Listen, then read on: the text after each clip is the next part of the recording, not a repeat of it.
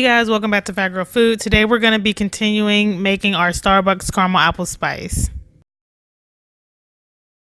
So the first thing you're going to do, I grabbed apple cider at Sam's Club. You can just use regular apple juice, it doesn't matter. And I'm going to just take a mason jar and just fill it up with the cider.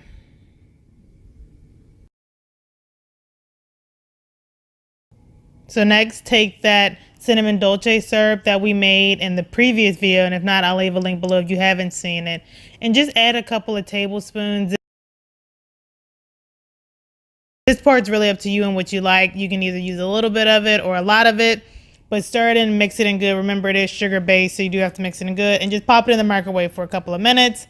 Next, we're going to take some caramel sauce. I got this one at Trader Joe's, so it didn't really have the consistency that I was looking for, so I melted it in the microwave for about 10 seconds to get that smoother consistency.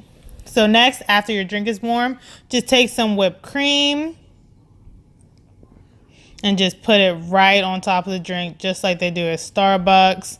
However little or how much if you like, it's up to you. Take that caramel sauce.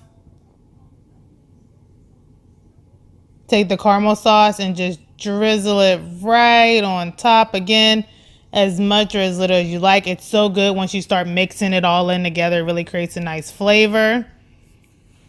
So I'm going to go in with a little bit of extra.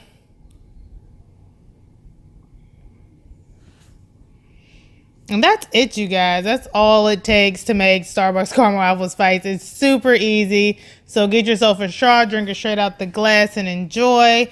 For me, this one tastes just like Starbucks caramel apple spice. So I'm really glad I learned how to make this. So if you like these kind of videos, please don't forget to give it a thumbs up.